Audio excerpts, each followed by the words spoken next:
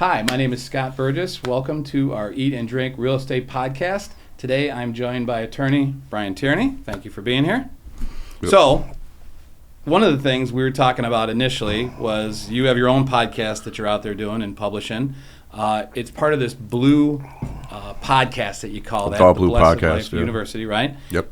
Talk a little bit about that's a very interesting kind of background there for a podcast from an attorney. Yeah, I wanted to do a podcast for a long time, and so, I thought of the Blessed Life University.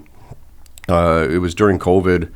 We weren't really doing podcasts, but after the vaccine rolled out or whatever, we started doing them in person, and people became less and less afraid over time, so we were cool with doing them in person. But the whole idea behind the Blessed Life University podcast is that I live a good life, and I'm blessed to be surrounded by the good people in my life. My mom, my brother, my wife, my baby, my dog. He's a rescue dog. He was found in Indiana. There was a van pulled over by the side of the road and kicked out several dogs, and that dog was one of them.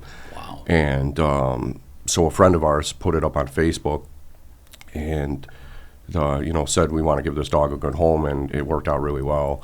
So the whole idea is I'm blessed by the people that I'm surrounded with in my life, including the guests who come on, who I have good conversations with, who I learn from, who I, get new perspectives from, and, grow my framework of knowledge about, psychology, human interaction, and just good conversation. Yeah, fantastic. Now, you and I were talking about, prior to this, a very interesting type of transaction. Yeah. These Choctaw deals, correct? Yeah, Choctaw. Tell us a little bit about that. Walk us through something like that. So the reason I mentioned Choctaw as a topic is it's good for people to be informed about what it is so their expectations can be set properly, because in my experience I've probably had maybe 3 or so Choctaw deals, and they tend to take longer. So I wanted to explain that to people out there. So Choctaw Loan is an FHA product, and it's for people who are ITIN. So they're not U.S. citizens, but they do work here and they pay taxes here.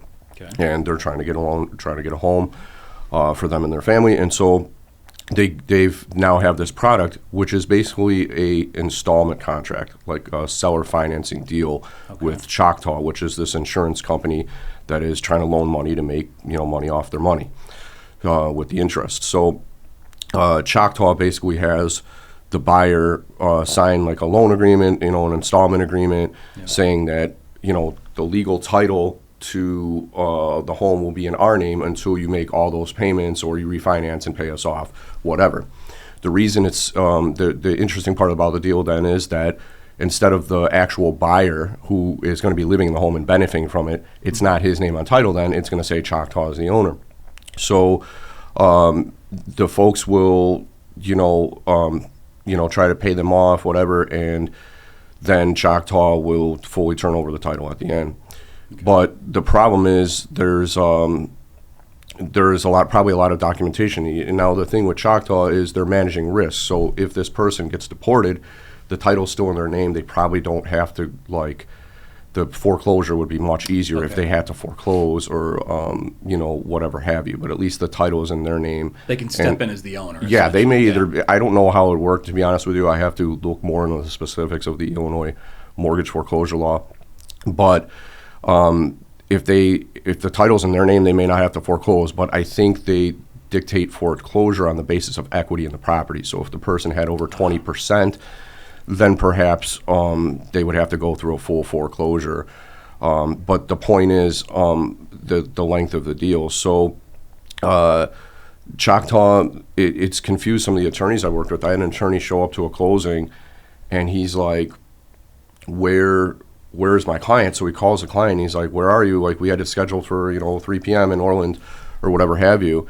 And he's like, oh, well, Choctaw told me that they were going to send a mobile notary to me at work or at Starbucks or whatever, and I'm just going to sign my loan documents there. And nobody explained that to him, and it was the first time I had seen it happen. So now I'm spreading the word, doing clips like this, or just telling people hey, just so you know. Yeah. And and you want to let your clients know as well. It can take a little bit longer. There's confusion at the time of the closing, and then they finally turn in all their documents the next day, so it doesn't even fund like the same day that the buyer's signing. And I don't know if the loan officers out there who are making these products know that that's the procedure, because it's really Choctaw probably calling the shots. So they're just there, originating the loan and as a go-between between the funds and the investor, the funds, and the client. But in any event, if it was communicated better, like to the clients and stuff, because had I known that one that we had with Citywide, that went on, they had to ask for like 5-6 extensions, and it was like. It turned into like, instead of being like a month and a half closing or whatever, it ended up being like a 3, 4, 5 month closing. Wow. I don't even recall how long it was. I just know that everybody on our side was frustrated because, it involved some family issues and various financial issues. So just so people know out there, Choctaw, probably a good product that helps a lot of people, but just let your clients know, set expectations right. This deal may take longer, and you don't find out that it's Choctaw at the beginning. On the contract, it just says FHA. Then all of a sudden, me as the seller's attorney, within like a week or two of the contract forming, I'm getting stuff that says Choctaw's name, and I'm like, oh, now I know what's going on. So then I talk to the loan officer, like, oh, this is Choctaw. Let me talk with my client about that, because it might take you guys like a month longer to close or more. Yeah. So they know, like, is this the deal for you to make a good choice? Because when people that's the part of the challenge of my job, is that their emotions are tied to these transactions, to money, to things like that. And it's all factors that make us antsy. Not to mention, like, we live in one of the biggest cities in the world. There's traffic here, like, all the time. Like, people just live a stressed life here. So unfortunately, that kind of spills into my deals, but I try to manage it in ways like telling people about the timeline expectations. Yeah. Now, is there a certain way, I mean, obviously that's a very unique type of transaction. Is there a way that you've either seen this marketed or you marketed, or how did you come across this thing? This is like a ninja that surprises you. I haven't seen it marketed at all. I find out after the fact that we're under contract, and now 2 weeks in they're telling you it's Choctaw, and I've learned my lesson. I'm charging more on my attorney fee to handle these Choctaw deals because you put in way more work, and then you're fighting against them too when they didn't. There was one of the properties we had in Park Forest, and they were like reluctant to sign some of these all the village documents, and they had some more stuff to sign after closing because they're taking it over, and they were like kind of hesitating, and you guys were like, well, we're not gonna go do the closing until we have stamps. So we had to tell them, like, you need to sign that paperwork. I don't know what your problem is, like, hand this off to the first vice president or executive, whoever has to sign this, and just be like, hey, this is, or their property manager or something, like, could somebody sign this? Because otherwise we can't get stamps. We're not trying to set ourselves up for failure here. Your job as the title company is to make sure that title is changed into the name of the buyer and that loan is recorded for reflecting the lender's interest. So it's like, this kind of needs to happen for your interest too. We want to get your mortgage recorded. We got to have a deed to record. I got to record it. Yeah. Well, that's obviously a very unique kind of scenario. I mean, obviously the Tierney law firm. I mean, what other sorts of areas are you into? If folks are curious, what else do you do? Well, to fully conclude on closings, I mean, we do all kinds of closings of like all kinds. But most of our business is probably referral from realtors. But in addition to referrals, like, we have past clients and just like, stuff like this or whatever, and we just accumulate more clients, and so we do a whole lot of it. We do we'll do like for sale by owner, we do like Choctaw deals, short sales. If the home's not worth as much as what you owe on it, you can do a short sale, save your credit a lot more than a foreclosure. So any kind of thing you can think of. We draft mortgages, notes, for people who want to secure interest in properties. Sometimes rehabbers use these. And then anything related to real estate. So, like, it would be weird for me to do criminal law. Although very interesting to me, it's not something I'm going to delve into. I'm just going to stay with things that support real estate. Sure. So, estate planning, wills, trust, changing title. Sometimes the lender, for whatever reason, won't allow a spouse on title, or something happens and they just want to change it, or they're helping the brother out, so they got the loan, but they both want to be on title. We'll change the title for them with quitclaim deeds. Sometimes they want to avoid the property having to go to probate court or have to, pay title premiums or something. So we do transfer on death instruments if somebody wants to leave a beneficiary on the home. It's been legal under Illinois law. You can leave a beneficiary on a home. I think it's been about the last 10 years now, more or less. So you can do that just like you could a bank account. So, that's part of like some estate planning stuff that we do, which I'll talk about as well. And in addition to estate planning, we handle various other small matters, and we're going to start doing some other things like evictions, building code violation cases. They kind of both support the real estate side. Maybe some foreclosure defense, maybe some small claims court cases, because sometimes we'll get a property where the seller fails to disclose there's this roof leak, or there was some problem that he knew about, obviously, because there's evidence that was built up for years, and then you see it and like they didn't put it on disclosure, maybe stuff like that. Although those can get messy, it's a lot of stress.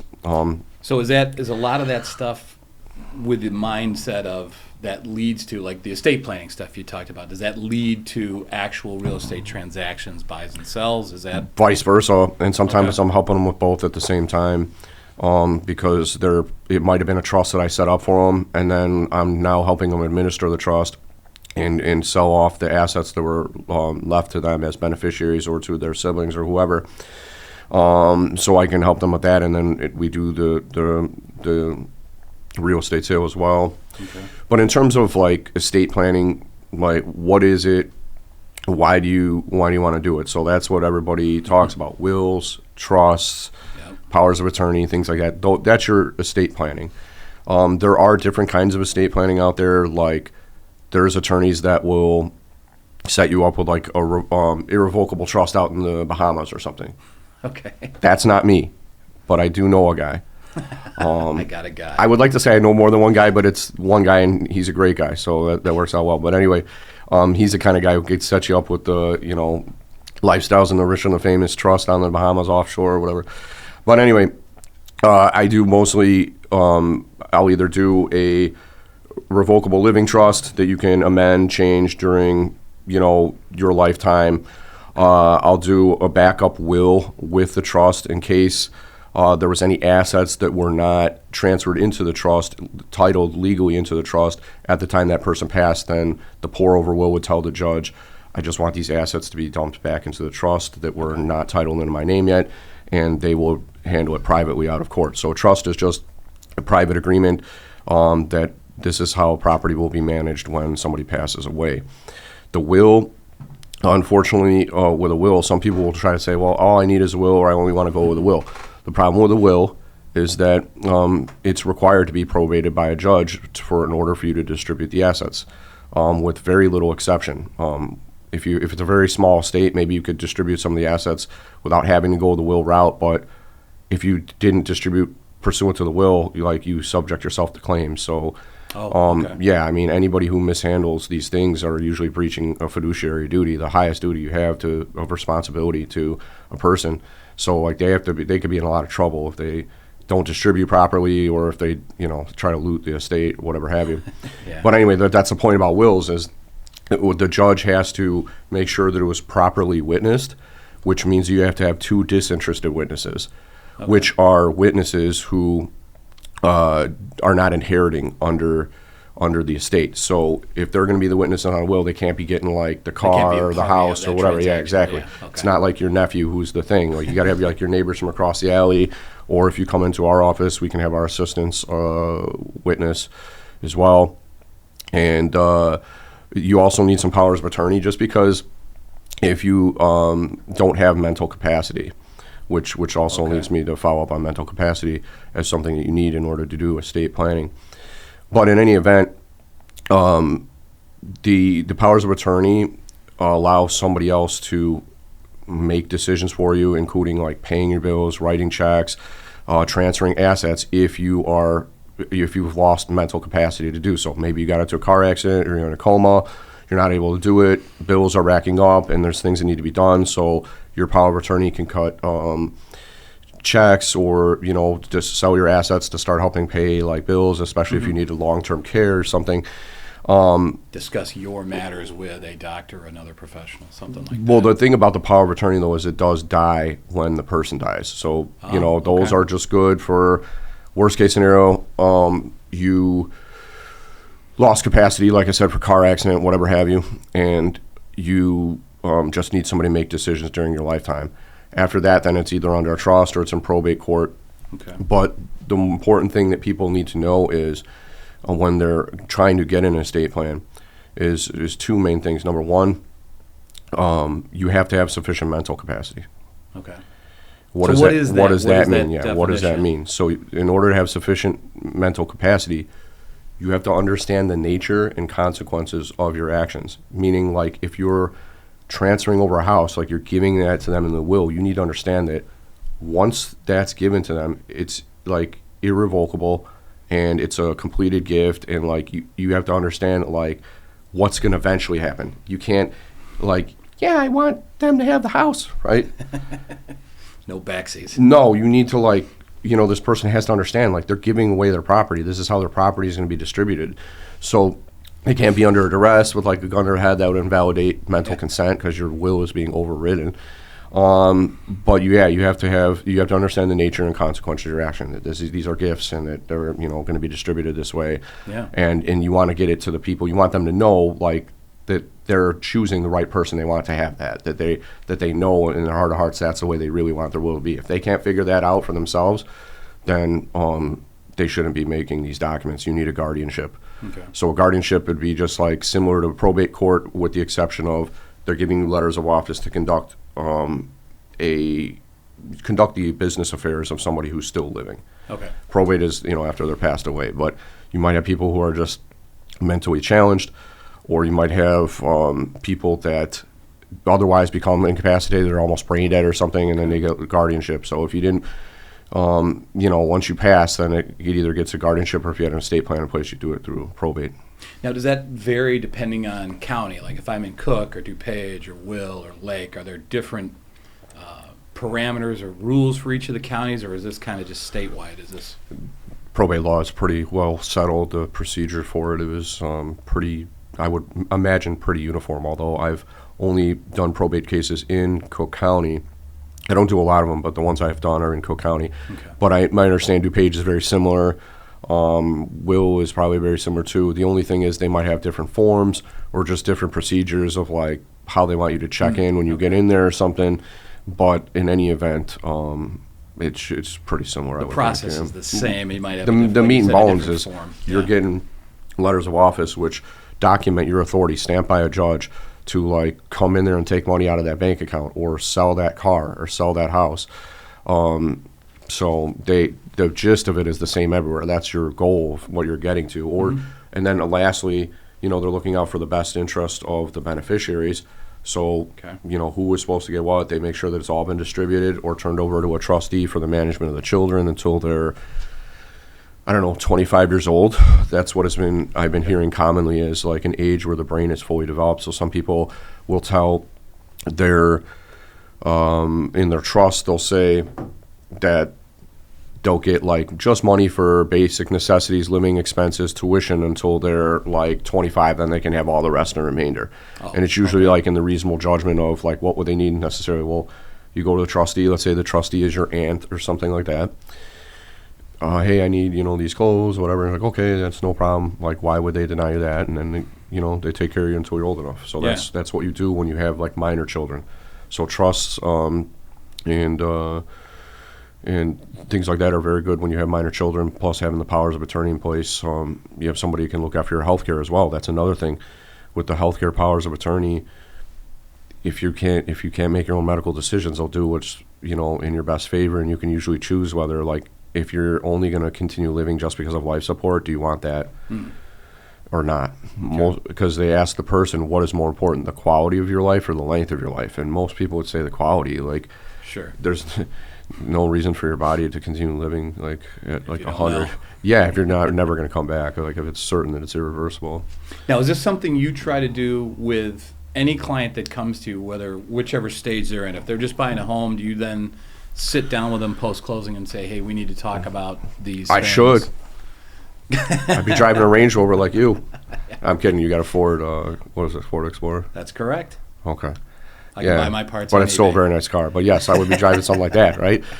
Some deer runs out in front of me on the way back home at night to the house. Bam! Got the bars on the front. No problem here. I don't even have to call the insurance. But is that, as far as what you try to do with clients, I mean, is that something you're always trying to do with your folks is, hey, let's sit down and talk? We talk with them at the closing, and Okay. we'll send like kind of a completion of service confirmation letter to the client and just tell them, we also do this stuff. Most of the time, they're already asking at the closing, hey, I'd like to put my wife on. Okay, wait till the bank sells the loan. And then you can change the title, because then there's no problems with who is this person that's now on title. You don't have to. Yeah. You don't want to have the bank undo that because they can't sell their loans who their correspondent can't sell it to like the main bank or whatever. Yeah. Yeah. So now your real estate, would you say, is that mostly coming from working with brokers, or is that just, I know you've done a lot of events out there. Yeah. You're a guy that always is. I'm a veteran now, man. I'm getting older. I got a baby now, and I've paid my dues pretty well. Although I can still continue to pay homage, right? I may not be going to morning mass every day, 5 days of the week, but I'll be there on Sunday. You know what I mean? Like in this, I've been out to a million events. I've shook a bunch of hands. I built so many good relationships, met so many good people, and people that I'm on the same page with, and it's been a pleasure to work with them. I almost feel like start doing shout outs now, but I'm not. Don't force me to do that. We'll just keep it. The point is, I'm lucky that, I've made a lot of good relationships. I've worked very hard to do that. That does not happen by accident. When I first started, in the business, I would look out for who had listings in the area, and I would just introduce myself. I'd try to get coffee, or I would just talk on the phone, and just show up at an open house, meet them for or once in a while. Yeah, I would see like friends of mine had open houses, and I'd stop by with some Dunkin' Donuts or some bananas you got from the county or whatever, and box of coffee, and just give them a little support. Check in on them, make sure they're doing well, see if they got some good traffic, and you can you just got to feel the energy of it, right? Like, sometimes they'll be like, oh, yeah, hang out with me. Like, there was one time the chick was kind of alone. She's like, I don't know if I want to be here alone. Like, you want to? I was like, yeah, sure, I'll keep you company and make sure you're all right. But also, like, sometimes it's just, quick hello. They're busy. They got people coming in and out. So you just got to be able to judge that, but it's good to check in on people. So how do you value yourself? If brokers are thinking, hey, should I work with Brian as an attorney? What do you think is probably maybe the one or two top reasons they should be with you? I have a good heart, and I do care about what I do for my clients, although I am more spread thin than I used to be in terms of how much time I have to spread around. But I do care about results. I care about the people I work with and their families, and I try to be as accessible as possible. When I first started in the business, I was one of those people who would pick up the phone like the first time he called. Like I'd worked in places where they always wanted the phone answered, and it was just like stuck in your head. Like, you pick up, like, you get the business, you talk to these people, right? And there is some truth to that as well. But as time went on, and now with my baby and juggling that with work and all the other things I do, I started scheduling phone calls. And I'm usually like, it's like, the point of it is like, one of the challenges that I face in my job is that, like, if you respond right away, you can end up unhappy. So Andrew Huberman was saying on his podcast, they were talking about studies where you could be doing an activity that you don't even like. It'd be something tedious, whatever, it's hard work or just whatever it is. But if you can do it without interruption, you're happy. And unfortunately, like in our business, it's kind of like the other attorney in my office calls it a black hole. It's hard to get away from sometimes. Like the one day he was kind of like, can I just do one thing? Like, uninterrupted. One thing, like to complete it, because you're trying your hardest and you already had a plan for the day, and you now have to like pick up the pieces later, and you didn't even get the work finished. So what we tried to start doing is making it more predictable. He'll call you tomorrow. He's got like a 2-hour window where we'll take half-hour calls or something like that. Yeah. And we just started making the appointments, and we're starting to do that more with everything, because I've always been more of a spontaneous person. So I just kind of go with the flow. That's why I pick up the phone right away. But I'm getting to the point now where I need, in order to have good peace of mind, it just has to be very regimented. So it's not really natural for me, but that's something we're working on too. We're putting better structures in place to make sure we're getting this stuff done even more timely, although we're pretty good with most of our turnaround times, especially on the closings. Yeah, does that seem like the feedback you're getting from doing these more structured callbacks and allotting, certain hours during the day? People end up liking the respectability. Most people want to talk to me right away. that's another challenge about the job. It's like, if this is life or death, you need to talk to a doctor. Like, I'm the wrong guy. But they act like it's like, dude, we got to talk now. It's like, dude, we got 5 days to do this, or it's like, dude, chill out. Like, you know what I mean? So you have to manage energy as well. But we're always working, we're always getting better. So not only, and we're very well accessible, but now it's become more predictable. Yeah. I can get through the rest of my day and get my work done. And you don't have to ask me why I don't have my work done next time you talk to me. Why is this still waiting, Brian? Because we were on the phone a half hour yesterday. Yeah. I can talk or I can work. Yeah, so we're trying to manage it better now and just deliver the overall better service to our clients. We're trying to grow. Matt and I are working on speaking Spanish. I've been making note cards that I'm memorizing. So I take whatever I would say in English at a closing, and I just go on Google Translate, and then I write it down. I find out how the words are pronunciated in Spanish, and then I practice speaking them and memorizing them. That's what I did for the bar exam, nailed it on the first time or whatever. You know what I mean? I'm not trying to flex here. What I'm trying to say is, like, if I can do that, I can learn Spanish as well. Sure. There's other attorneys out there doing that. So we're trying to best serve our clients, although my staff, we do work with a lot of Mexican clients, but in fact, they're probably the majority of the clients I serve. Okay. It's been a great honor to do so. I've made so many new friends and everything, and I've been welcomed into that real estate community. And so it's been a great experience. But, being accessible with them, too, it really goes a long way. But we're just trying to make sure it adds some predictability now. I have a realtor. We're planning the holiday party. We put on an appointment on the calendar. She knew when I was calling her. I knew when I was calling her. We friggin', scheduled another one. We just talked yesterday. It was a little bit shorter. All the pieces had fell into place from the first phone call. Bada bing, bada boom. Communication doesn't, it cures a lot of ills. Yeah. It's just, that's the tough part, is we get so distracted all the time. Like, you think you're having a smooth day, and then they just throw a bunch of fireworks and that, and you know what I mean? You're like, oh man, really? I got to deal with this like right now, And the worst is we've been seeing this a lot coming around the end of the month, Thanksgiving. Lenders, you won't find them. They're getting in their vacations or whatever. They're down in Miami, and then they get a quarter close, and they are immediately on the phone. Did you see the email? Like, is this scheduled already? Like, no, the email was 5 minutes ago. You're asking to close on a Friday. It's Thursday. Yeah. It's basically already Thanksgiving week. We get it. Chill out. But yeah, it's all this stress that people try to transfer in the business. That's another, challenge of my job, sure, if you will. But Duncan gets me through it. That's right. So dealing with that Hispanic market, are there certain things that, say, you or your office are set up to handle that might be different, or a different set of challenges that you face? We translate our forms into Spanish. At least the main ones that we use on a lot of the transactions. We want them to understand the documents that we have for people who don't speak English or are limited English speaking. Sure. But we do it, we have, what was I going to mention? Just if we don't have it automated, even like if it's a specific email that we're sending, we will translate that into Spanish too. Or if it's like my Spanish assistants, they know, like, we use our legal software. We have Smokeball, which is just a CRM that stores information and automates forms. So we have that, and we'll make a note, if it's Spanish-speaking client, and we have the things that we need to know about every transaction. And of course, we're trying to avoid me calling on the phone and, hola, buenas tardes, mi nombre es Brian, yo soy tu abogado de bienes raíces, but that's all the Spanish I know, right, so I'm going to transfer you over to Stephanie, who's awesome, by the way. I love my staff. Fantastic. That's another blessing I got. Got people who've been worked hard, and they've been loyal to me. They know I'm loyal. I get back what I give, and I've had the pleasure of having them on the staff. My wife helps. Attorney Matt Thompson, he's out there closing deals right now while I'm here. So people are putting in the hard work. We host the UFC fights at my office like once a month or every other month. Okay. Next one we'll be doing Saturday, December 16th. There's like 5 really good title fights on there. We got a projector, surround sound. We barbecue like for 3-4 hours before the thing starts. So it's plenty of food. So we're always staying active, staying busy, bringing people together, bringing their families around. Some people bring their kids, whatever.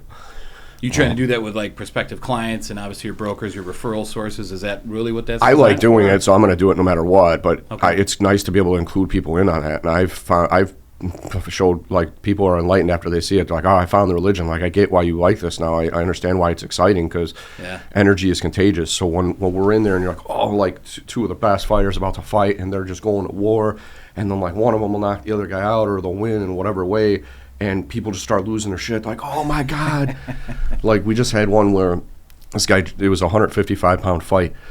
Justin Gaethje won in a head kick knockout against Dustin Poirier, and these are two of, like, the best guys. They're right there. They're like number 2 or number 3 ranked. They're like basically champions, unless the other guy's not champion. Then they're the champion type of guy. That's how good they are. So we do that as like a thank you, or just enjoy our company, you know, like, and enjoy some good food with us. And we do the podcast. We're actually doing one a week for a long time, but it's very grueling to do one a week because of the production time. And now with the baby, I'm not willing to just crank them out every week, because I'm gonna choose like playing with my baby when I get home at night instead of sitting on the computer. Well, all the stuff you're doing is fantastic. I mean, obviously you care about what you're doing. I think that comes through, and obviously it's very genuine what we're talking about. Is there anything else you want to cover as far as your life, how you treat things, that you think would be important for folks to know? Is there? Well, you know, I'm just thankful for the people that I work with. The people keep me busy and help me support my family. I mean, everything seems very genuine. Every time we've talked, it's, you know, it does come across you care, and I think that is, you probably agree, that's a very big thing with referral sources, is that they're giving it to somebody that's not going to make them look stupid, but you care about what's going on, and the end result's important. I try to be a good citizen, you know what I mean, in general. You know, I worked hard to get where I'm at. It's not like something that was just given to me or whatever, but I don't think about myself in terms of status. I think of myself as somebody who can connect with people of all walks, all different kinds. It's possible. I know I do it. And I just try to acknowledge people. It's been a rough few years for everybody. The world is like, you hear the news and you're like, is this fiction? Am I living in a novel right now? It's hard to believe all this is real, and it's all happening now, and it's all culminating. Oh my God. So in the middle of all that, what can we really control? It's how we treat each other right here in the communities, right here in the business deals that we have. When somebody's not doing well, you know, try to recognize it and still do whatever you can to make it right or whatever, you know, or to help them heal. And just be nice to people in general. On my own podcast, when I sign off, I tell them, you know, kindness is the most powerful resource, and we control it. Not the government, not some big corporation. It's free. It doesn't cost you anything. You have it in abundance. So spread kindness all over and make the world a better place. And, you know, just be good, make the community that you want to have, and control what you can, and work hard and enjoy it, because life's short. You know what I mean? That's fantastic. Speaking of short, it's been a long week, though. I was thinking about my dad. This isn't a note I'll end on here unless you have anything else. My dad was an Irish immigrant. He had the accent, the whole deal. Hard-working guy. He was an electrician. And he worked very hard. He imparted me with a lot of wisdom and ways to survive and to be an independent thinker. And when I was walking into Dunkin' Donuts this morning, the sun was hitting me on the left side of the face, and I almost felt like that was my pop's love, you know, when I'm walking in. And so I'm thankful that I have that, you know, too. And the way he would have said it with his Irish accent is, you know, it's Friday, you know, it's the end of the week. We've earned it this week. We've earned it this week. We've earned the weekend now to have a break, because it's been a busy week. I really enjoy doing this. Great way to end the week. I have some clients coming in later for a closing at the office. It's kind of like a closing. It's complicated, a lot of paperwork. So I'll be doing that. But great way to end the week, and we've earned our weekend. So go enjoy it with our families. I know I'm going to shadow another attorney tomorrow. He's a dear friend of mine. He's going to be coming to my baby's baptism. I'm blessed to have such a good mentor in my life. And go enjoy the weekend. The other attorney, I'm going to be babysitting Vinny. My wife's working over the weekend. We might watch some of the UFC. They got a couple low-key fights on Saturday night. It's not pay-per-view, but it's right. If you're a fight fan, you watch it. Sunday, we might hit that nature trail.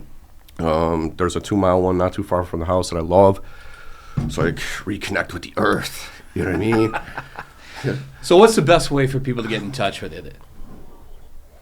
email, phone? What Some do you people think? reach me on Facebook Messenger. Okay. And what I've started telling people is just like, I'd be glad to speak with you. Just call our main office number. My assistant will set up a time to speak with you in the next few days, and just she'll have to look at what the calendar's like. And instead of me trying to drive with my knee, drink my coffee, and like put in my earbud, and then when it falls, I'm like trying to shut that off on the screen while I'm driving back to the office. I got a kid that I want to return home to. I'm not taking them risks anymore. You know what I mean? We'll talk tomorrow, but call the office number, make an appointment, or if you message me through Messenger, we might then just go to the next step of setting up the appointment. What are so you a lot on of people have Facebook? my personal cell phone, which I'm not going to put out here, but most realtors I work with do. We'll chat. If I'm free at the time, I will take the call. Online, you can find me at Brian Tierney Shy on YouTube. You can find me at Brian Tierney Shy on Instagram. There's underscores between each word. I have the website, thebluepodcast.com. That's BLU with no E. It's just Blessed Life University, so thebluepodcast.com. Our podcast is on every major podcast site, and we talk about all sorts of topics from legal to everyday life to human psychology to interaction, current events, whatever. We cover the whole gamut, so we're not just talking about law. We like to discuss things outside of that so we don't go insane. Because when I come out here, there's going to be some law questions, right? That's who I am. Yep. So. Well, fantastic. Thank you for coming by today. We absolutely appreciate it. It's been fantastic. Thank you, Scott. I'm glad I did it. Yeah. I'd be glad to come back another time. Maybe we could add a guest or two in the mix or something. And it was a pleasure. Thank you for having me out this morning. I'm surprised that I got to Glen Ellen so quickly. The traffic was good, so that was probably my dad doing that too. I don't know. You got to appreciate that. Yeah, for sure. It was a smooth cruise here. Like I thought this was like in Bufu, right? but it's like it's close. It's easy to get to. I thought it was in the sticks, but I got here in like a half hour. So it worked out really Fantastic. well. Happy Friday, Scott. Happy Friday. Thanks so much.